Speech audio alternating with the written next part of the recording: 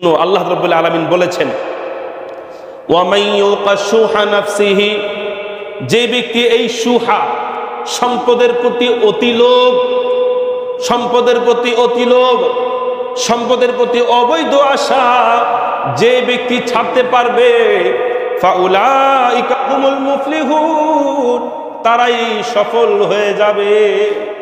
কোন বান্দা যদি সম্পদের প্রতি অতি লোভ ছাড়তে পারে, অর্থাৎ আল্লাহ তাকে যা দিয়েছেন এইগুলোর সাথে সে খুশি, খুশি থাকার পরে চেষ্টা করে, এরপর আল্লাহ যা দেয় এতেই বান্দা খুশি, হারামের দিকে হাতও বাড়ায় না, হারামের দিকে পাও বাড়ায় না, এইভাবে সে সন্তুষ্ট আছে, এইভাবে যদি জীবন চালাই যেতে পারে, আল্লাহ বলেন ফাউলাইকা হুমুল মুফলিহুন, সে দুনিয়াও সাকসেস, পরকালও সাকসেস, দুনিয়ায় সফল, পরকালে সফল। দুনিয়ায় সে কোনোদিন কারো সামনে ঠেকবে না, তার সামনে কোনো বাধা আসবে না, কবরেও বাধা আসবে না, মরার পরে কবরেও বাধা আসবে না। ঠিক এরকম ভাবে কবর থেকে ওঠার পরে ওই হাসরের ময়দানে আল্লাহর সামনে কোনো বাধা আসবে না। সুবহানাল্লাহ। তাহলে এই লোভ, অবৈধ লোভ থেকে বাঁচিয়ে নিজেকে বৈধ লোভের প্রতি রাখা, এই জন্য ইনশাল্লাহ চেষ্টা আমার পারবো তো, ইনশাল্লাহ পারবো, ইনশাল্লাহ চেষ্টা করলে আল্লাহ সহজ করে দেবে। সম্পদের প্রতি অতি লোভ, মাত্রাতিরিক্ত লোভ, এটা মানুষকে কি করে জানেন? হোক না সেটা বৈধ পন্থায়, বৈধ পন্থায়। উদাহরণস্বরূপ একজনের ইনকাম হলো 1 লক্ষ টাকা, তার 80,000 টাকা তার সংসার চলে যায় পুরা, একেবারে সুন্দর মতন ছেলে মেয়ের পড়া খরচ, বাসার খরচ, টোটাল সমস্ত খরচ হয়ে যায়। কিন্তু এরপর ওই যে আরো বেশি টাকা বা টাকা বানিয়ে রাখা, এটা কোনো খারাপ কিছু না, তবে এতে কিছু ক্ষতি আছে। এতে কি আছে? ক্ষতি আছে। আমি বলতেছি খারাপ কিছু না। আপনি বৈধ পন্থায় কোটি কোটি টাকার মালিক হন, এটা ইসলামী নিষেধ না। আপনি বৈধ পন্থায় অনেক কারখানার বাড়ি মালিক হয়ে যান, ইসলামী নিষেধ না। তবে এগুলো হওয়াতে মানুষের ক্ষতি ছাড়া উপকার হয় না। তবে সে যদি সেই টাকা দিয়ে যদি আখিরাতকে অর্জন করতে পারে, সেটা ভিন্ন কথা। কিন্তু বেশিরভাগ তার ক্ষতি হয়। বলবেন হুজুর কি ক্ষতি হয়? নাম্বার 1, বৈধ টাকার কথাই বলতেছি, হারাম টাকা না। বৈধ পন্থায় কারো যদি মাত্রাতিরিক্ত প্রয়োজনের চাইতে অনেক বেশি টাকা হয়, তখন এই টাকা এক পর্যায়ে তাকে অহংকার বানিয়ে দেয়। আউযু বিল্লাহি মিনাশ শাইতানির রাজীম। বিসমিল্লাহির রাহমানির রাহিম।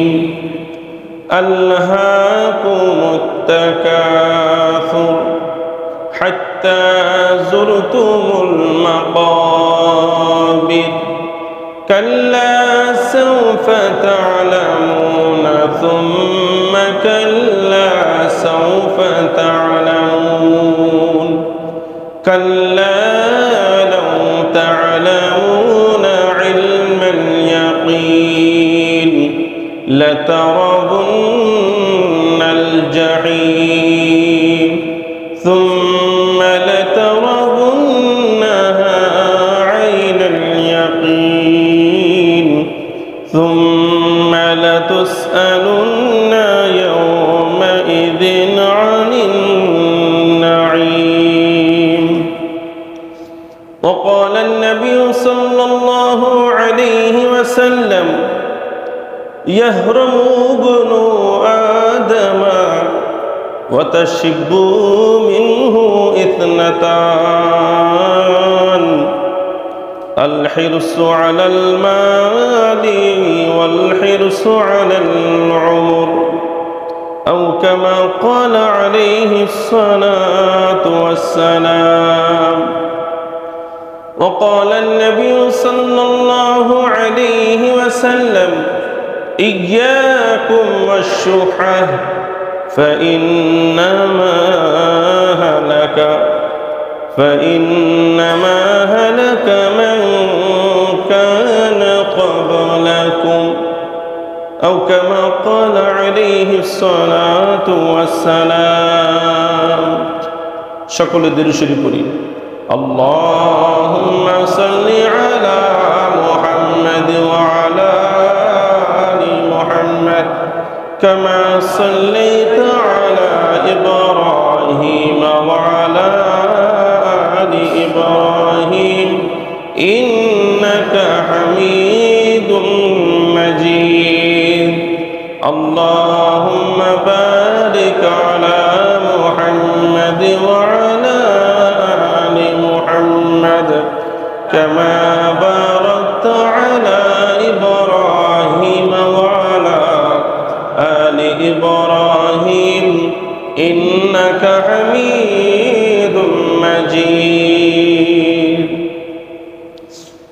আলহামদুলিল্লাহ, আল্লাহ রাব্বুল আলামিনের দরবারে লক্ষ কোটি শুকরিয়া, যে মহান আল্লাহ রাব্বুল আলামিন আজ পবিত্র জুমার দিনে আজানের পূর্বে এবং আজানের সঙ্গে সঙ্গে আল্লাহ রাব্বুল আলামিন তার অসংখ্য বান্দাদের মধ্য থেকে আমাদেরকে নির্বাচন করেছেন। তার মহান হুকুম জুমার নামাজ আদায় করার জন্য তার ঘরে আসার বসার তৌফিক দান করেছেন। এজন্য আমরা সকলে অন্তরের গহীন থেকে বলি আলহামদুলিল্লাহ। সম্মানিত মুসলিম ভাইরা, আমি আপনাদের সামনে 30 নম্বর পারার 102 নম্বর সূরা সূরাতুত তাকাসুর, এই সূরাটি আপনাদের সামনে আমি তেলাওয়াত করেছি এবং এই সূরার সাথে সংশ্লিষ্ট দুটি হাদিস আপনাদের সামনে পাঠ করেছি। ইনশাআল্লাহ এই সূরার আলোকে বর্তমান দুনিয়ার বাস্তবতা ও আমাদের শিক্ষা এবং সম্পদের সদ্ব্যবহার বা সঠিক ব্যবহার এই বিষয়ে আলোচনা করব ইনশাআল্লাহ। সূরা তাকাসুর, এই সূরা তাকাসুরের মধ্যে মাত্র 5টি আয়াতের তাফসীর করব, কারণ 5টি আয়াত সূরা তাকাসুরের প্রথম 5টি আয়াত এক বিষয় সংক্রান্ত আর পরের আয়াতগুলি অন্য বিষয় সংক্রান্ত। সুতরাং পুরা সূরাটি তাফসীর করা যাবে না, মাত্র কয়েকটি আয়াত তাফসীর করব, 5টি ইনশাআল্লাহ। তা প্রথমে সূরা তাকাসুর, এই শব্দের অর্থ কি? সূরা তাকাসুর কেন নাজিল হইল, কোন প্রেক্ষাপটে নাজিল হয়েছে, এরপর এই সূরা তাকাসুরের কি কি শিক্ষা রয়েছে, বর্তমান দুনিয়ার কি কি বাস্তবতা রয়েছে, এই বিষয়গুলি ধাপে ধাপে ইনশাআল্লাহ আলোচনা করব। পরিশেষে আলোচনা করব আল্লাহ আমাদেরকে যে সম্পদ দান করেছেন সেই সম্পদের মাধ্যমে সহজে কিভাবে জান্নাত লাভ করা যায় এই বিষয়ে আলোচনা করব ইনশাআল্লাহ। তাকাসুর 30 নম্বর পারার একটি সূরা, আর নাম্বারের দিক থেকে 102 নম্বর সূরা। কোরআন শরীফে যত ছোট ছোট সূরা আছে তার মধ্যে একটি হলো সূরা তাকাসুর। খুবই সহজ একটি সূরা, খুবই অন্তমিল, তেলাওয়াত করতে খুবই মজা লাগে, কিন্তু এর ব্যাখ্যা বিশ্লেষণ যদি একটু বোঝা যাইতো তাহলে তেলাওয়াত করে আরো বেশি শান্তি পাওয়া যেত। তা তাকাসুর শব্দের অর্থ কি? তাকাসুর শব্দের অর্থ হলো আল মুবাহাতু ওয়াত তাফাখুরু বিল আমওয়ালি ওয়াল আওলাদি। তাকাসুর মানে হলো প্রাচুর্য, সম্পদ অথবা পরিবার পরিজন অথবা শক্তি অথবা ক্ষমতা, এই সব কিছু নিয়ে গর্ববোধ করাকেই বলা হয় তাকাসুর। কেউ যদি সন্তান নিয়ে গর্ব করে তাহলে সে তাকাসুরের মধ্যে আছে। কেউ যদি নিজের ক্ষমতা নিয়ে বড়াই করে তাহলে সে তাকাসুর নিয়ে আছে। কেউ যদি নিজের মহা সম্পদ, জমি জমা, টাকা পয়সা, কারখানা, কোম্পানি এইগুলি নিয়ে যদি গর্ব করে তাহলে সে তাকাসুরের মধ্যে আছে। আর আল্লাহ রাব্বুল আলামিন বলতেছেন, এই যে তোমাদের গর্ববোধ করা সম্পদ, পরিবার পরিজন, আত্মীয় স্বজন, ক্ষমতা, দল, নেতা নেত্রী, এইগুলো নিয়ে গর্ববোধ করাই মূলত হলো তাকাসুর। আর আল্লাহ বলতেছেন আমাদেরকে, আল্লাহাকুমুত তাকাসুর, আল্লাহ তোমাদেরকে ভুলিয়ে দিয়েছে, তোমাদেরকে ভুলিয়ে দিয়েছে তাকাসুর, প্রাচুর্যতা, সম্পদের প্রাচুর্যতা, সম্পদের মোহ, সম্পদের মায়া, দুনিয়ার প্রীতি, সন্তানের প্রতি, পরিবারের প্রতি অতি মায়া, দুনিয়ার মহব্বত তোমাদেরকে আল্লাহ তাআলার স্মরণ থেকে তোমাদেরকে ভুলিয়ে দিয়েছে। আল্লাহাকুমুত তাকাসুর, এই তাকাসুর তোমাদেরকে ভুলিয়ে দিয়েছে। তোমাদের জেহেন থেকে, তোমাদের এই মাথা থেকে আসল উদ্দেশ্য, সৃষ্টির মূল উদ্দেশ্য, সৃষ্টির মূল লক্ষ্য, এটা তোমাদের মাথা থেকে বের হয়ে গিয়েছে। ফলে তোমাদের আচরণ পশুদের মতন হয়েছে। আর এটা কতক্ষণ পর্যন্ত? মানুষদেরকে তার সম্পদের মোহ, দুনিয়ার মায়া, এগুলো মানুষদেরকে কতক্ষণ পর্যন্ত আবদ্ধ করে রাখে? হাত্তা জুরতুমুল, মৃত্যুর আগ পর্যন্ত। এই আয়াতের কথা হলো, অর্থাৎ তোমরা যে সম্পদ নিয়ে পড়ে আছো, তোমরা যে দল নিয়ে পড়ে আছো, যে শক্তি নিয়ে পড়ে আছো, যে ক্ষমতা নিয়ে পড়ে আছো, জমি জমা, ব্যবসা বাণিজ্য, কলকারখানা নিয়ে যেইভাবে পড়ে আছো, এটা তোমাদেরকে মৃত্যু ছাড়া তোমাদেরকে আর কেউ ফিরাতে পারবে না। এ হলো আয়াতের সহজ অর্থ। এই আয়াতের এখন একটু ব্যাখ্যা শুনি। তাহলে সম্পদের কথা আর হলো ক্ষমতার কথা, দুইটা জিনিসের কথা আল্লাহ তাআলা কোরআনে বলেছেন। সম্পদ, সম্পদের লোভ, সম্পদের প্রতি আসক্তি, এটা কম বেশি সবার আছে না নাই? কেউ অস্বীকার করতে পারবেন? আমি তো অস্বীকার করতে পারবো না, কারণ সম্পদের প্রতি মায়া, টান প্রত্যেকটা মানুষের আছে। তা সম্পদের প্রতি মায়া এটা হলো দুই ধরনের, একটা হলো বৈধ, আরেকটা হলো অবৈধ। সম্পদের প্রতি যে টান, আপনার কোন টানটা বৈধ আর কোন টানটা অবৈধ, এটা জানা দরকার আছে না নাই? প্রত্যেকেই আমরা সম্পদের প্রতি মায়া করি, সম্পদের পিছনে ছুটি। কোনটা বৈধ কোনটা অবৈধ এটা যদি না জানি, আমাদের জানা দরকার আছে। সম্পদের প্রতি লোভ অথবা আসক্তি, এটার বৈধ দিক হলো নাম্বার 1, বৈধ পথে উপার্জন করার পরে আরো বেশি উপার্জন করতে মন চাওয়া। আবার বলছি, সম্পত্তির প্রতি লোভ, এটা বৈধ, যেটা বৈধ তরিকা, সেটা হলো সম্পদ বৈধ পথে উপার্জন করার পরে প্রয়োজনীয় চাইতে আরো বেশি আশা করা। উদাহরণস্বরূপ, একজনের ইনকাম হলো 20,000 টাকা, তিনি আশা করতেছেন আমার যদি আরো 25,000 টাকা হইতো। একজনের বেতন হলো 30,000 টাকা, উনি চাইতেছেন আমার যদি 40,000 টাকা বেতন হইতো। একজন ব্যবসা করে, তার মাসিক ইনকাম ধরেন ব্যবসা হয় 30,000 টাকা, তাহলে তিনি তো অবশ্যই প্রত্যেক মাসে একটু আশা করতেই পারেন যে আমার সামনে মাসে যদি ব্যবসা ভালো হয়, যদি 40,000 টাকা হয়।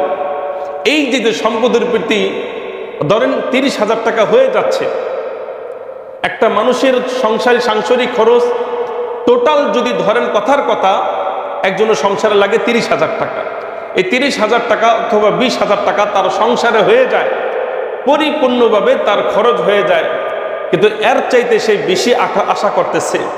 তাহলে এই আশা করাটা এটা অবৈধ না বরং বৈধ? এটা সমস্যা নেই।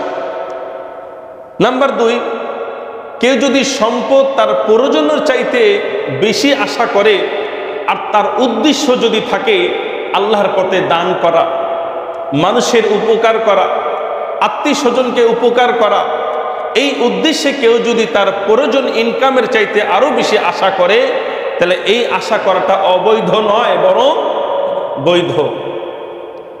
এটা হলো বৈধ। আর অবৈধ কোনটা? অবৈধ আশা, সম্পদের লোভ কোনটা? সম্পদের লোভ অবৈধ রাস্তা হলো ওইটা যে আল্লাহ রাব্বুল আলামিন আমাকে তো দিচ্ছেন হালাল পথে, কিন্তু অবৈধ পথে অন্যের কাছ থেকে আরো বেশি যদি নিতে পারি তাহলে আমার জন্য বেশি ভালো হয়, আর এই আশা করাটা হইল অবৈধ। তো যাই হোক, আমরা সকলেই দানে শরীক হই, মসজিদের উন্নয়নের কাজে, মসজিদের তরক্কির কাজে সকলে আমরা মুক্ত হস্তে দান করি। কুপন আসতেছে, দান আসতেছে, মুক্ত হস্তে সকলে দান করি। তো সম্মানিত মুসলিম ভাইরা, বলছিলাম কেউ যদি আল্লাহ রাব্বুল আলামিন প্রত্যেকের জন্য তো একটা রিজিক নির্ধারণ করে রেখেছেন কিনা বলেন? রেখেছেন।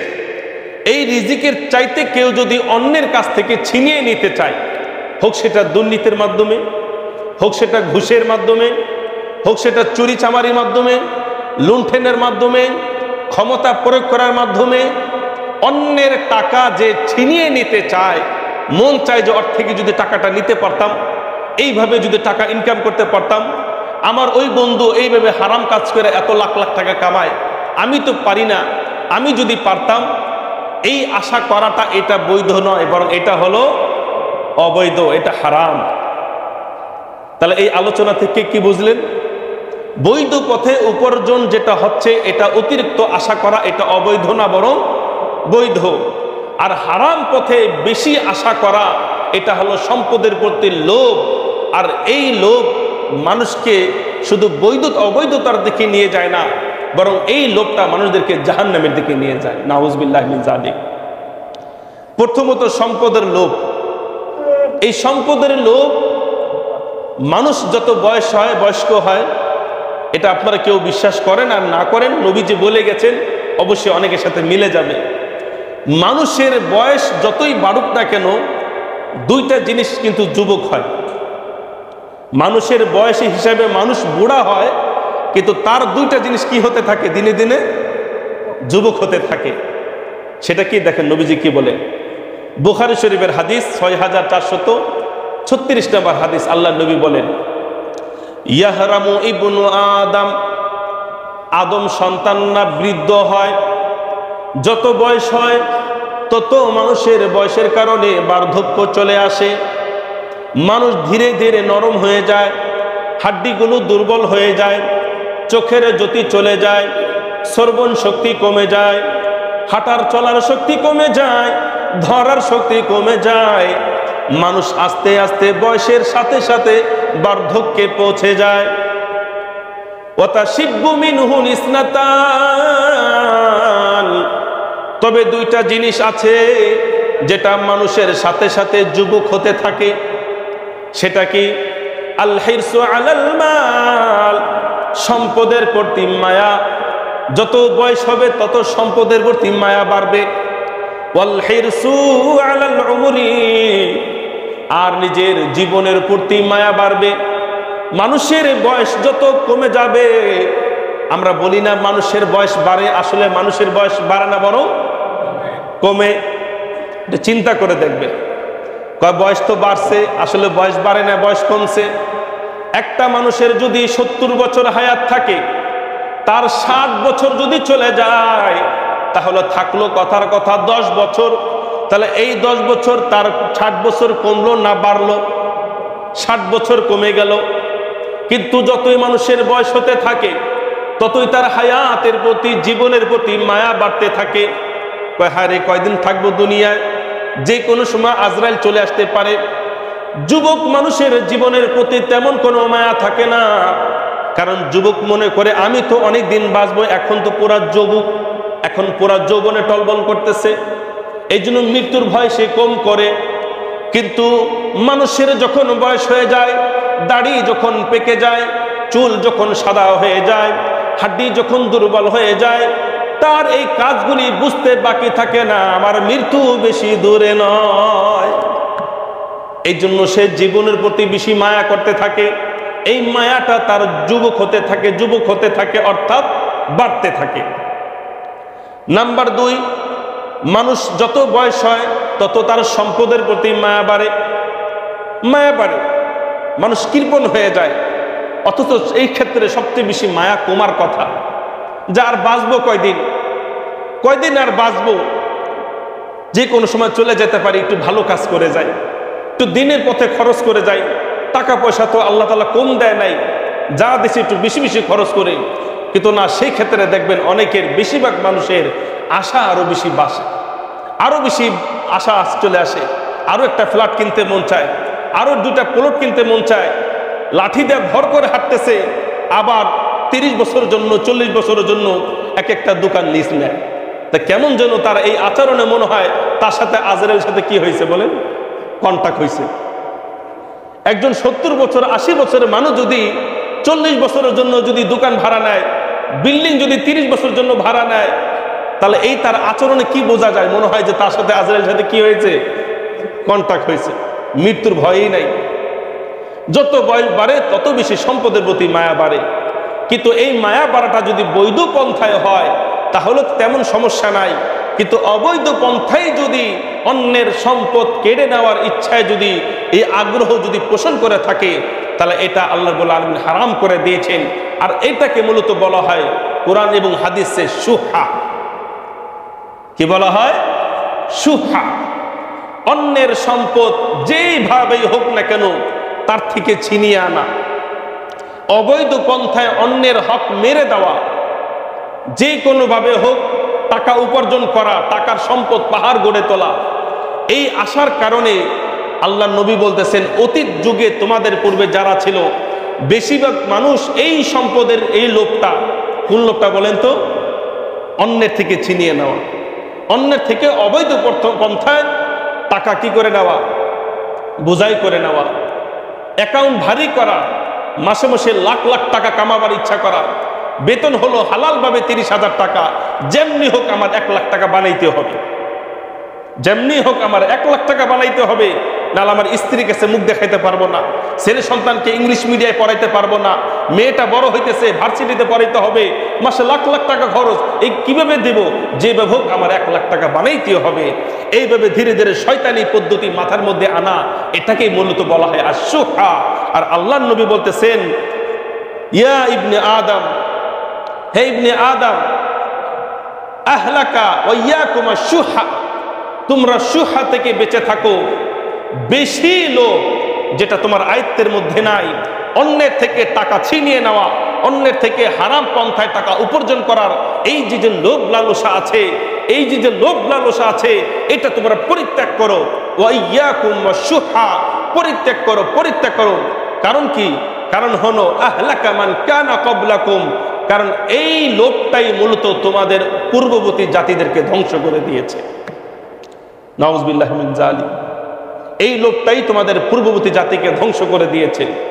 ইহুদিদের কথা বলেন, খ্রিস্টানদের কথা বলেন, বিভিন্ন নবীদের উম্মতের কথা বলেন, তাদের ধ্বংসের পিছনে যে একটা কাজ হয়েছিল সেটা হলো অতি লোভ, অবৈধ লোভ।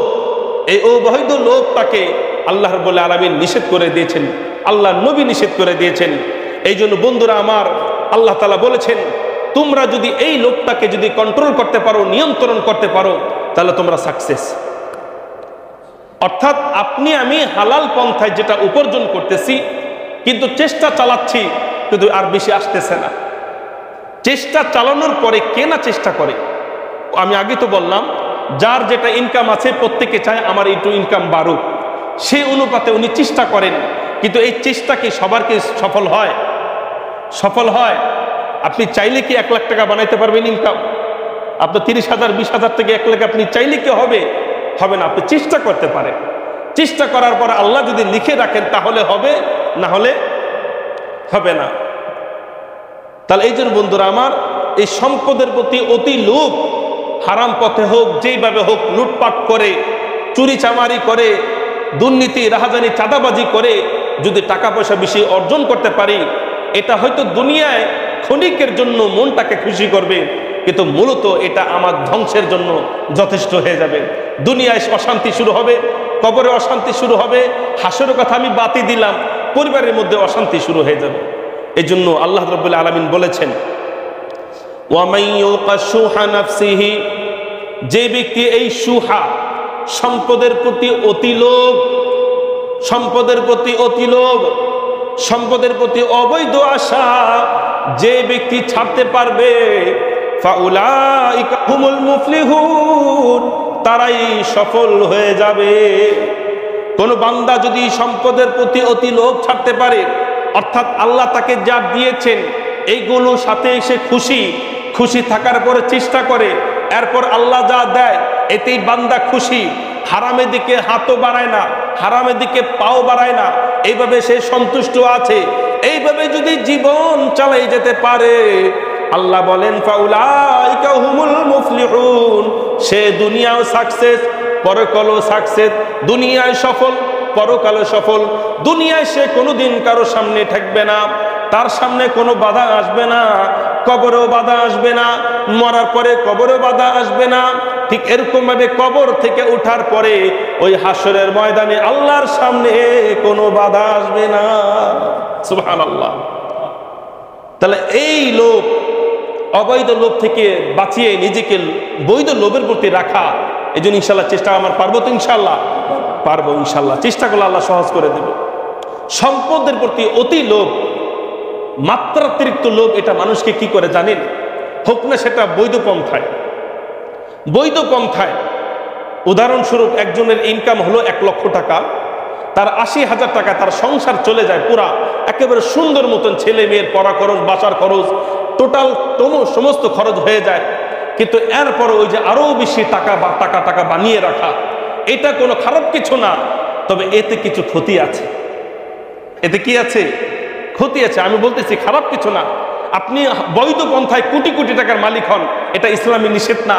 আপনি বৈধ পন্থায় অনেক কারখানার বাড়ি মালিক হয়ে যান, ইসলামী নিষেধ না। তবে এগুলো হওয়াতে মানুষের ক্ষতি ছাড়া উপকার হয় না। তবে সে যদি সেই টাকা দিয়ে যদি আখিরাতকে অর্জন করতে পারে সেটা ভিন্ন কথা, কিন্তু বেশিরভাগ তার ক্ষতি হয়। বলবেন হুজুর কি ক্ষতি হয়? নাম্বার 1, বৈধ টাকার কথাই বলতেছি, হারাম টাকা না। বৈধ পন্থায় কারো যদি মাত্রাতিরিক্ত প্রয়োজনের চাইতে অনেক বেশি টাকা হয়, তখন এই টাকা এক পর্যায়ে তাকে অহংকার বানিয়ে ফেলে। এক পর্যায়ে তাকে কি বানিয়ে ফেলে? অহংকার। এই যে দেখেন টাকার কারণে যে অহংকার হয়, এগুলো দেখেন আপনার আশপাশের মানুষ আছে, সমাজে মানুষ আছে। আগে যার সাথে চলতেন, ফ্রি মাইন্ডে কথা বলতেন, ঘাড়ে হাত রাখতেন, এখন তার পাশে বসা যায় না। কথা ঠিক কিনা বলেন? এখন তার সামনে বসা যায় না, এখন তারা সালাম দিয়ে কথা বলতে হয়, এখন তাকে বড় ভাই বলতে হয়, এখন সুন্দর করে তাকে আপনি সম্বোধন করতে হয়, কারণ তিনি এখন আগের মতো নন, এখন তিনি কোটিপতি হয়ে গেছে। কথা ঠিক কিনা বলেন? এই যে সম্পদ, অতি সম্পদ মানুষকে অহংকারী বানিয়ে ফেলে, মানুষের মধ্যে হিংসা চলে আসে। আর অহংকার, হিংসা, এটা কি মানুষের নাজাতের কারণ নাকি ধ্বংসের কারণ? আর একটু জোরে বলেন, নাজাতের কারণ না ধ্বংসের কারণ? ধ্বংসের কারণ। এই জন্য বন্ধুরা আমার, সম্পদের অহংকার মানুষকে ধ্বংস করে দেয়। সম্পদের অহংকার যে মানুষকে ধ্বংস করে দেয়, এর উদাহরণ যদি দিতে যাই, মাত্র একটা নাম বললে আপনারা বুঝে ফেলবেন, মিস্টার কারুন। মিস্টার কি? মিস্টার কারুনকে কিসে ধ্বংস করেছিল বলেন? সম্পদের অহংকার। সম্পদের অহংকার মিস্টার কারুনকে ধ্বংস করেছিল। সুতরাং বর্তমান যুগে সেই কারুন নাম না রাখলেও কিন্তু কারুন টাইপের মানুষ কিন্তু আমাদের সমাজে অভাব নাই। কথা ঠিক কিনা বলেন? কারণ নাম না থাকলেও কিন্তু তার স্বভাবের মধ্যে পুরাপুরি কারণ আছে। এমন মানুষ আছে না নাই? আছে। তাহলে সম্পদ, মাত্রাতিরিক্ত সম্পদ মানুষের মধ্যে অহংকার, হিংসা সৃষ্টি করে দেয়। নাম্বার 2, বেশি সম্পদ মানুষদেরকে বিলাসিতা বানিয়ে দেয়, মানুষদেরকে বিলাসিতার দিকে ঠেলে দেয়। এই জন্য মানুষ যখন বেশি বিলাসের মধ্যে চলে আসে, জাঁকজমক আড়ম্বরপূর্ণ যখন জীবনযাপন করে, তখন তার মধ্যে দুনিয়ার মায়াটা বেশি সৃষ্টি হয়, দুনিয়ার মহব্বত গেঁথে যায়, অন্তরের মধ্যে দুনিয়ার ভালোবাসাটা একেবারে বদ্ধমূল হয়ে যায়। তখন আর দুনিয়া ছেড়া যেতে মন চায় না। হাই রে, এত সুন্দর বাড়ি কেমনে ছেড়ে যাবো রে, এত সুন্দর ঘর, কত সুন্দর টাইলস, নিজের হাতে খাট বানাইছি, নিজের হাতে আলমারি, এগুলো তো ছেড়ে যেতে মন চায় না। এই কথা কেন বলে? একজন মুমিনকে এই কথা বলতে পারে? মুমিন আশা করবে আল্লাহ তুমি আমার তাড়াতাড়ি নিয়ে যাও, তাড়াতাড়ি জান্নাতে চলে যায়। এটাই তো মুমিনের আশা থাকা দরকার। মুমিনের আশা থাকা দরকার, আল্লাহ যত দ্রুত এই দুনিয়ার ফিতনা থেকে মুক্ত হয়ে আল্লাহ আমি তোমার কাছে আসতে পারি, শান্তিতে সম্মানের সাথে তোমার সামনে আসতে পারি, জান্নাতে যাইতে পারি, আল্লাহ তুমি সেই ব্যবস্থা করো। এটা তো মুসলমানের চাওয়া ছিল, মুসলমানের চাওয়া ছিল, তামান্না ছিল। কিন্তু মানুষ যখন জাকজমক বাড়ি গাড়ি বানিয়ে ফেলে, আমি বলতেছি না যে এটা বানানো খারাপ, হুজুর আপনারা যদি বানাই দেন আপনাকে না করবেন, আমি এটা বলতেছি না, এটা কিন্তু মানুষকে করে। এটাই মানুষদেরকে যখন যখন মানুষের টাকা হয়, বিলাসিতা বেড়ে যায়, বিলাসিতা যখন বাড়ে তখন মানুষকে সম্পদের প্রতি মায়া করে দেয়, সম্পদের প্রতি, দুনিয়ার প্রতি মানুষকে দুর্বল করে দেয়। এরকম ভাবে সম্পদ মাত্রাতিরিক্ত হলে মানুষদেরকে গুনাহের দিকে ঠেলে দেয়, মানুষদেরকে গুনাহের দিকে ঠেলে দেয়। যেখানে চায় সেখানে টাকা পয়সা খরচ করে, কোনটা গুনাহের কাজ কোনটা ভালো কাজ এটা তখন আর সে চিন্তা করে না, দিছে আল্লাহ তাআলা খরচ করি, দিছে আল্লাহ খরচ করি। যাই হোক বন্ধুরা আমার, আর তাকাসুর, সম্পদের প্রতি লোভ, এটা মানুষদেরকে ধ্বংসের দিকে নিয়ে যায়। এই জন্য যাকে যেই পরিমাণ সম্পদ, আপনাদের এখানে আমার মুসলিম যারা আছেন, যারে যেই পরিমাণ সম্পদ আল্লাহ এখন দিচ্ছেন, এতে ইনশাল্লাহ আমরা সন্তুষ্ট থাকবো। ইনশাল্লাহ বলেন, সন্তুষ্ট থাকবো। সন্তুষ্ট যদি না থাকেন তাহলে কি অবস্থা হবে? আমি আপনাদেরকে একটা হাদিসের মাধ্যমে উত্তরটা দিচ্ছি। যার যার ইনকামের উপর চেষ্টা চালাই যান, চেষ্টা চলবে, রাত দিন চেষ্টা করেন। এরপরে আল্লাহ তাআলা যেটা আপনাকে দেয় সেটার মধ্যে সন্তুষ্ট থাকা, হতাশ না হওয়া, দুনিয়াকে প্রাধান্য দিয়ে আখিরাতকে ভুলে গিয়ে সারা দিন শুধু দুনিয়ার পিছনে ছোটা, নামাজ রোজা হজ জাকাত কালাম সবকিছু বাদ দিয়ে শুধু দুনিয়ার পিছনে ছোটা, এই কাজটা করলে কি হবে জানেন? দেখেন হাদিস শুনুন। তিরমিজি শরীফের 2656 নম্বর হাদিস। আল্লাহ নবী বলতেছেন হাদিসে কুদসি, হাদিসের কুদসি হলো আল্লাহ তাআলার ভাষাটাই নবীজি বলতেছেন। দেখেন কি বলেন, আল্লাহ বলতেছেন ইয়া ইবনা আদম তাফাররাক লিইবাদাতি, ও আমার বান্দা দুনিয়ার কাজ তো তোমরা করো, যখন তোমরা ব্যবসা করো করো, চাকরি করতেছো করো, পরিবার নিয়ে সময় দিচ্ছ দাও, কোনো সমস্যা নাই। আল্লাহ বলতেছেন ইয়া ইবনা আদম তাফাররাক লিইবাদাতি, যখন অবসর সময় পাও একটু ইবাদত করে নিও। ডাক, একটা আদরের ডাক। আল্লাহ বলছেন ইয়া ইবনা আদম তাফাররাক লিইবাদাতি, যখন একটু ফ্রি সময় পাও তখন এই সময়টা নষ্ট না করে ইবাদতে তোমরা লেগে যাও। এই কাজটা করলে কি হবে? আল্লাহ বলতেছেন যেই বান্দা সারাদিন কাজকর্ম করার পরে যে যখন সময় পায় ইবাদতে কাটায়, এতে আল্লাহ বেজার হন না, আল্লাহ খুশি হন। কিন্তু বান্দা যখন দুনিয়াকে শুধু প্রাধান্য দেয়, আখিরাতকে ভুলে যায়, তখন অবস্থাটা কেমন হয় শোনেন। আল্লাহ তাআলা বলেন বান্দা যখন তুমি তোমার অবসর সময়টাকে অথবা তোমার মূল্যবান সময়টাকে আমার ইবাদতের কাজে লাগাইবা, আমলাউ সদরাকা গিনা, তখন সচ্ছলতা দ্বারা তোমার হৃদয়কে আমি ভরে দেব। সুবহানাল্লাহ, সচ্ছলতা দ্বারা হৃদয়ে ভরে দেব। অর্থাৎ তোমার ইনকাম কম থাকতে পারে, তোমার টাকা পয়সা গাড়ি বাড়ি কম থাকতে পারে, জায়গা জমি জমা কম থাকতে পারে, সীমিত আকারে ব্যবসা থাকতে পারে, কিন্তু আমি আল্লাহ তোমাকে খুশি রাখবো। সুবহানাল্লাহ, আমি তোমাকে সন্তুষ্ট রাখবো। অর্থাৎ তোমার মধ্যে একটা ধনী ধনী ফিল থাকবে। এই যে ধনী ধনী ফিল থাকবে এটা কিন্তু লেখা আছে, এই যে গিনান, আমলা ও সদরাকা গিনান, গিনান মানে ধনাট্য দিয়ে আমি তোমার মনটাকে ভরে দেব। এই জন্য আল্লাহ নবী বলেছেন আল গিনা গিনান নাফস, মনের ধনী হলো আসল ধনী, সম্পদের ধনী মানুষের আসল ধনী নয়। কারণ মন যার ভরবে না, তার সারা দুনিয়ার সম্পদ দিল তার মন কোনোদিন ভরবে না। কথা ঠিক কিনা বলেন? আর মনের মধ্যে যদি ধনাট্যতা থাকে, সচ্ছলতা থাকে, দেখবেন সে অল্পতে খুশি, অল্পতে খুশি, পরের দিকে আর চোখ তার পড়বে না, পরের দিকে চোখ পড়বে না। এই জন্য বন্ধুরা আমার, আল্লাহ তাআলা বলতেছেন ওয়া আসাদ্দু ফাকরাকা, তুমি যখন তোমার ইনকামের উপর থাকবা, চেষ্টা করবা আর আমার ইবাদত করবা, 5 ওয়াক্ত নামাজ পড়বা, আরো যে সমস্ত ইবাদত আছে সেগুলো বান্দা তুমি যখন করবা, তখন আমি কি করব? আমলাউ সদরাকা গিনান, তখন ধনাট্য দ্বারা, সচ্ছলতা দ্বারা তোমার এই হৃদয়কে ভরে দেব। ওয়া আসাদ্দু ফাকরাকা, তোমার দারিদ্রতার দরজা আমি বন্ধ করে দেব। সুবহানাল্লাহ, তোমার দারিদ্রতার দরজা আমি বন্ধ করে দেব। অর্থাৎ তুমি কখনো দরিদ্র থাকবা না। এই যে দরিদ্রতা, এটা কিন্তু মনের দরিদ্রতা। অনেক মানুষের ইনকাম ভালো, তাও নিজের পায় ভাই গরিব মানুষ, ইনকাম তার 40,000 50,000, কি বলে গরিব মানুষ ভাই, তার মানে খুশি না উনি খুশি না। অথচ ওনার চাইতে আরো কত মানুষ নিম্নমানের আছে। আসলে আমাদের সমস্যা হলো আমরা শুধু উপরে তাকাই, নিচে তাকাই না। কথা ঠিক কিনা বলেন? শুধু বিল্ডিং, বড় বড় বিল্ডিং, ওর এত সম্পদ, ওর এত টাকা, ওর এত কি বলে প্লট ফ্ল্যাট, এইগুলো আমরা তাকাই। এইগুলো মূলত আমাদেরকে গুমরা করে দিয়েছে। এই জন্য আল্লাহ নবী বলেছেন উপরে নয়, বরং তুমি নিচের দিকে তাকাও। তুমি একজনের পায়ে জুতা দেখেছো, দামি জুতা, বরং সেটা দেখে তুমি আফসোস করতেছো। আর তুমি দেখো না তোমার পাশে আরেকজন আছে যার পাওই নাই, যার 2টা পাও নাই।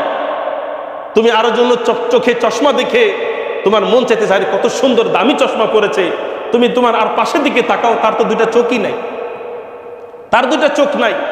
একজনের ঘড়ি দেখে আফসোস লাগে, আরে কত সুন্দর ঘড়ি, ব্র্যান্ডের ঘড়ি, এমন একটা ঘড়ি যদি আমার থাকতো, আফসোস লাগে। অথচ আমার পাশে একজন আছে, তার 2টা হাত নাই। এগুলো চিন্তা করার দরকার আছে না নাই? আমরা চিন্তা করি না, আমরা শুধু দেখি উপরের দিকে। তো যাই হোক বন্ধুরা, আমার বলছিলাম আল্লাহ তাআলা বলতেছেন হাদিসে কুদসির মধ্যে, বান্দা তুমি যদি সচ্ছলতা, অর্থাৎ তুমি যদি আমার ইবাদতকে কাজে লাগাও, সময়টাকে কাজে লাগাও, আমি তোমার এই বক্ষটাকে স্বাচ্ছন্দ্য দ্বারা ভরে দেব। তোমার দারিদ্রতার দরজা আমি বন্ধ করে দেব। ওয়া ইল্লাম তাফআল, আর এমনটা যদি বান্দা তুমি না করো, অর্থাৎ সারা দিন যদি দুনিয়ার পিছনে ছুটে থাকো, সারা দিন যদি দুনিয়ার পিছনে ছোটো, নামাজ রোজা সবকিছু বাদ দিয়ে শুধু দুনিয়া দুনিয়া দুনিয়া তুমি করতে থাকো, তাহলে শুনে রাখো এতে তোমার কি ক্ষতি হবে। আল্লাহ বলতেছেন মালাতু ইয়াদাইকা শুগলাতান, আমি সব সময় তোমার এই হাতকে কাজের মাধ্যমে ব্যস্ত করে রাখবো। তোমার ব্যস্ততা কোনোদিন তোমার থেকে বিচ্ছিন্ন হবে না, কোনোদিন বিচ্ছিন্ন হবে না। মালাতু ইয়াদাইকা শুগলান, সব সময় তোমাকে আমি আল্লাহ ব্যস্ত করে রাখবো। না তুমি খাওয়ার সময় পাবা, না বসার সময় পাবা, না জিকির করার সময়, না ঘুমানোর সময়, না ইবাদত করার সময়। মোট কথা আমি আল্লাহ তোমাকে আর ইবাদত করা কি দেব না? একটু বলেন ভাই, সুযোগ দেব না। শুধু তাই নয়, ওয়ালাম আসুদ্দা ফাকরাকা, তোমার দারিদ্রতার দরজা আমি কোনোদিন বন্ধ করব না, কোনোদিন তোমার অভাব অনটন তোমার থেকে দূর হবে না। এই জন্য বন্ধুরা আমার, এই হাদিসের শিক্ষা হলো যে আমাদের যে সম্পদ আমরা অর্জন করছি, অর্জন করব, চেষ্টা করব, আল্লাহ যা দিয়েছেন তাতে সন্তুষ্ট থাকব, বরং আল্লাহর প্রতি কোনো অভিযোগ আমরা দেব না। আল্লাহকে বলবো না আল্লাহ তুমি আমার ওই চাস্তো ভাই ছোটকালেতে একসাথেই ছিলাম, আজকে তুমি তাকে কোটিপতি বানিয়ে দিয়েছো, আমাকে ফকির। আল্লাহ বলতেছেন কি জানেন, আপনি যখন এটা বলেন, আমি যখন এটা বলি, আল্লাহ তাআলা গাইবে ভেবে আওয়াজ দেন, বান্দা তোমার জন্য যেটা ভালো ছিল সেটাই আমি করেছি, তোমার জন্য যেটা ভালো সেটাই আমি করেছি। আমি ওকে বেশি টাকা দিয়ে ওকে পরীক্ষার মধ্যে ফেলে দিয়েছি, কারণ যার যত টাকা বেশি তার হিসাব তত বেশি। কথা ঠিক কিনা বলেন? যার যত টাকা বেশি তার তত হিসাব বেশি। আপনি কি মনে করছেন একজন হাজার হাজার কোটি টাকা একেবারে তার জন্য হিসাব সহজ? না না না না, লা ইউসালু আন খামসিন হাত্তা ইউসাল আনহু, যে 5টা প্রশ্নের উত্তর না দেওয়া পর্যন্ত লা তাজুলু কদাম ইবনি আদম ইয়াউমাল কিয়ামা, কোন বান্দা তার এই পাওটা কাল কিয়ামতের ময়দানে আল্লাহ তাআলার সামনে দিয়ে বিন্দু পরিমাণ নড়াচড়া করতে পারবে না। তার মধ্যে একটি হলো আন মালিহি মিন আইনা ইকতাসাবা ওয়া ফিমা আনফাকা। আল্লাহ নবী বলেন, বান্দা 5টা প্রশ্নের উত্তর না দেওয়া পর্যন্ত আল্লাহ তাআলার সামনের কাঠগড়া থেকে সে নড়তে পারবে না। তার মধ্যে একটা প্রশ্ন হলো মিন আইনা ইকতাসাবা, সম্পদ কোথায় থেকে অর্জন করেছো? তোমার যে হাজার হাজার কোটি টাকা ছিল কিভাবে অর্জন করেছো? এই বিস্তারিত নোটিশ আমাকে দাও, বিস্তারিত তালিকা আল্লাহ তাআলা বলবেন দাও। আল্লাহ তাআলা কি জানেন না? জানেন। এরপরে বান্দাকে যখন জিজ্ঞাসা করবেন, বান্দা বাকরুদ্ধ হয়ে যাবে। হারাম টাকা যদি হয় সে উত্তর দিতে পারবে না, আর হালাল টাকা যদি হয় এটা একেবারে আল্লাহ তাআলা কি করে দেবেন? হিসাব সহজ করে দেবেন, একেবারে পাতলা করে দেবেন। তাই বন্ধুরা আমার, এরপরও দেখেন এই যে সম্পদ, এই জন্য সম্পদ আলহাকুমুত তাকাসুর, আল্লাহ বলতেছেন এই সম্পদের অতি লোভ তোমাদেরকে পরকালকে ভুলিয়ে দিয়েছে। সুতরাং এই আলহাকুমুত তাকাসুর, এই সম্পদের মায়া যখন মানুষের ভিতরে বেশি ঢুকে যায়, তখন একে কোন জিনিসটাই বারণ করতে পারে? হাত্তা জুরতুমুল মাকাবির, যতক্ষণ পর্যন্ত তার মৃত্যু না হয়। এরপর আল্লাহ বলতেছেন কাল্লা সাউফা তা'লামুনা সুম্মা কাল্লা সাউফা তা'লামুন, তোমরা কি বোঝো না? বুঝবা, বুঝবা, যখন আজরাইল আসবে তখন তোমরা বুঝবা। কাল্লা সাউফা তা'লামুন, অবশ্যই তোমরা বুঝবা। কখনো না এই যে সম্পদ তোমাদেরকে চিরস্থায়ী করে রাখবে, বিষয়টা এমন নয়। সম্পদ তোমাদেরকে খুব সুখ দিয়ে রাখবে, বিষয়টা এমন নয়। কাল্লা সাউফা তা'লামুন, কবরের মধ্যে যখন যাবা তখন তোমরা বুঝবা। সুম্মা কাল্লা সাউফা তা'লামুন, বুঝবা তোমরা যখন কবর থেকে উত্তোলন হয়ে আল্লাহ তাআলার সামনে দণ্ডায়মান হবা।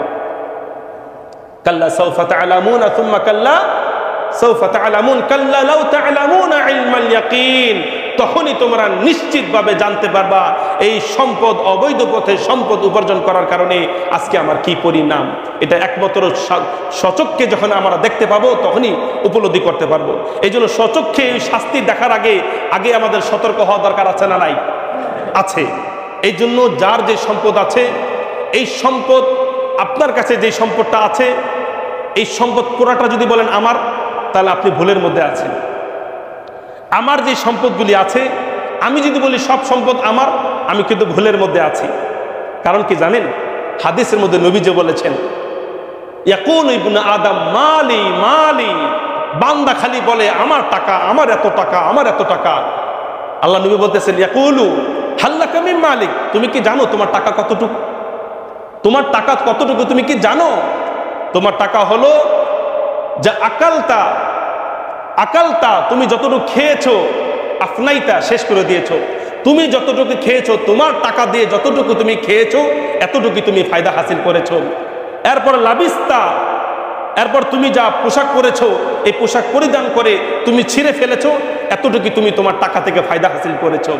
এরপরে ফাসাদাক্তা, আর তুমি যেটা দান করেছো এটা দ্বারাই মূলত তুমি কি করেছো, উপকার পেয়েছো। তাহলে প্রত্যেকটা মানুষের কাছে যে সম্পদগুলি আছে এইগুলো কেবল মানুষের তিনটাই জিনিসই তার সম্পদ তার কাজে লাগে।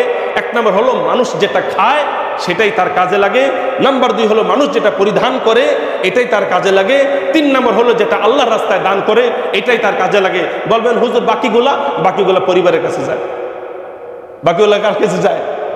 পরিবারের কাছে যাওয়া, পরিবার উপকৃত হওয়া এটা আপনি উপকৃত হওয়া সরাসরি নয়।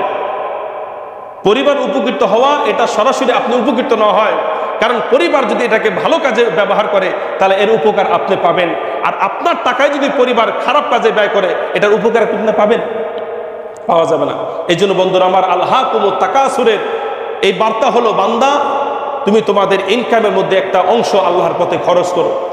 আল্লাহর পথে খরচ করা, মৃত্যুর আগে খরচ করা, মরার পরে তো দান করার কোনো সুযোগ নাই, আছে? মৃত্যুর আগেই খরচ করে নিতে হবে। আল্লাহ তাআলা বলেন, আনফিকু মিম্মা রাযাকনাকুম মিন ক্বাবলি আন ইয়াতি আহাদুকুমুল মাউত, মৃত্যুর আগে তোমরা তোমাদের অর্থ থেকে আমি আল্লাহ তোমাদেরকে যে রিজিক দান করেছি এই রিজিক থেকে তোমরা আল্লাহর পথে খরচ করো। আল্লাহর পথে খরচ করো। কোন পথে খরচ করলে বেশি নেকি আল্লাহ নবী সেটা বলে দিয়েছেন। আল্লাহ নবী বলেছেন সবচেয়ে মানুষ ইন্তেকালের পরে মানুষের নেকির আর ধারাবাহিকতা বজায় থাকে না, তবে 3টা কাজ যদি বান্দা করে যেতে পারে মৃত্যুর পরেও মানুষ কবরের মধ্যে গিয়ে সেই নেকি পেতে থাকে। সুবহানাল্লাহ। 1 নম্বর হলো মিন সাদাকাতিন জারিয়া, সদকায়ে জারিয়ামূলক কাজ যারা করে যাবে আল্লাহ তাদেরকে মৃত্যুর পরেও তাদেরকে বেশি বেশি আল্লাহ রাব্বুল আলামিন নেকি দিতে থাকবেন। সদকা জারিয়া কাকে বলে? এমন দান যেটা দাতা মৃত্যুর পরেও উপকার পেতে থাকে নেকির মাধ্যমে, প্রশংসার মাধ্যমে। কথা বুঝতে পেরেছেন? দাতা সদকা জারিয়া কাকে বলে? যেই ঋণের দাতা, যেই দান করলে দাতা মৃত্যুর পরেও সেই দানের উপকার পেয়ে থাকে। এই জন্য বন্ধুরা আমার, সদকা জারিয়ার মধ্যে সবচেয়ে শ্রেষ্ঠ পন্থা হলো মসজিদের মধ্যে দান করা। মসজিদের মধ্যে দান করা, গরিব অসহায়দেরকে দান করলে এটা এককালী দিয়ে কি পাওয়া যায়। আমি বলি না যদি আপনার গরিব এতিমকে দান করেন না, অবশ্যই করবেন, আত্মীয় স্বজনকে দেবেন, তবে গরিব অসহায়দেরকে দান করা, আত্মীয় স্বজনকে দেওয়া এটাও নেকির কাজ, তবে এটা হলো এককালীন নেকি। কিন্তু চলমান নেকি সেটা হলো সদকায়ে জারিয়া। চলমান নেকি সেটা কি বলেন? সদকায়ে জারিয়া। আর এককালীন নেকি উপকারিতা একেবারে সীমিত, আর চলমান যেটা নেকি সেটা কি সীমিত নাকি বলেন? প্রজন্মের পর চলতে থাকবে। সুতরাং আপনার দান যেটা মসজিদের মধ্যে আসবে, মাদ্রাসার মধ্যে আসবে, রাস্তাঘাটে লাগবে, কূপ, নলকূপ, কি বলে, রাস্তাঘাট, ব্রিজ, এরকম যেরকম ভাবে জনহিতকর কল্যাণ কাজে যেটা আপনার টাকা ব্যয় হবে এটাই সদকা জারিয়া। আর এটা কতদিন পর্যন্ত পেতে থাকবেন? যতদিন পর্যন্ত আপনার এই কাজটা দুনিয়ার মধ্যে থাকবে। সুতরাং দুনিয়ার মধ্যে আপনি একটা ব্রিজ করে দিলেন, এটাও সদকা জারিয়া, কিন্তু এটা সব ততদিন পর্যন্ত পেতে থাকবেন যতক্ষণ পর্যন্ত ব্রিজ কি থাকবে, চলমান থাকবে। কিন্তু একটা প্রতিষ্ঠান এমন আছে, সদকায়ে জারিয়া অনেক আছে, এই সদকায়ে অনেক জারিয়ার মধ্যে একটা প্রতিষ্ঠান এমন আছে যেটা কিয়ামত পর্যন্ত চলমান থাকবে, বিদ্যমান থাকবে। দুনিয়ায় যতই আপদ বিপদ গজব মজব হোক না কেন এটা একদিন ইনশাল্লাহ আবার ভাসমান হবে, আর সেটা হলো মসজিদ। সেটা কি বলেন? মসজিদ। যত সদকায়ে জারিয়া আছে এগুলো ওয়ান টাইম, যে কোনো সময় চলে যেতে পারে, যতক্ষণ পর্যন্ত থাকবে নেকি পেতে থাকবেন। কিন্তু মসজিদের ক্ষেত্রে আল্লাহ নবী বলেছেন যেখানে একবার মসজিদ প্রতিষ্ঠা হয়েছে কিয়ামত পর্যন্ত সেখানে মসজিদ থাকবে ইনশাআল্লাহ। মসজিদকে সরাইতে পারবে না। আপনারা বলতে পারেন হুজুর অনেক জায়গায় তো দেখি মসজিদ ভেঙে ফেলছে, মন্দির বানাই ফেলছে, গুজরাটে কি বলেন মসজিদে বাবর ভেঙে ফেলছে। একদিন আল্লাহ নবী বলেছেন একদিন সেখানে মসজিদ হবেই, মসজিদ হবেই। এই জন্য মসজিদের মধ্যে যদি আপনার দানটা যদি লেগে থাকে ইনশাল্লাহ এটার সব আমি বলতে পারি হাদিসের আলোকে কিয়ামত পর্যন্ত পেতে থাকবেন, হাসর নাসর পর্যন্ত পেতে থাকবেন। এই জন্য বন্ধুরা আমার, দান তো সবাই করেন আলহামদুলিল্লাহ, সবাই আপনারা দান করেন, আপনাদের সাধ্য অনুযায়ী দান করতেছেন। তবে একটা সিস্টেম, দানটাকে যদি একটা লিমিটে যদি আনা যায়, একটা সিস্টেমে যদি আনা যায়, সেটা কি আপনাদেরকে শোনাই। নবীজি বলেছেন আহাব্বুল আমালি ইলাল্লাহি আদওয়ামুহা ওয়া ইন ক্বাল্লা, আল্লাহ তাআলার কাছে ওই আমলটা সবচেয়ে বেশি প্রিয় যেটা অল্প হলেও কিন্তু নিয়মিত হয়। সেটা কি হয়? নিয়মিত হয়। উদাহরণস্বরূপ কথার কথা, আপনি 1 মাসে 1000 টাকা দান করলেন, আর 3 মাসে আপনি আর কিছু দিলেন না, কিন্তু এটা কিন্তু নিয়মিত হইল না, নিয়মিত হইল না। একসময় আপনি 10,000 টাকা দিলেন, আর 10 মাস কোনো খবর নাই, এটা নিয়মিত না। এই জন্য নিয়মিত আমল অল্প হলেও আল্লাহ তাআলার কাছে পছন্দ হয়।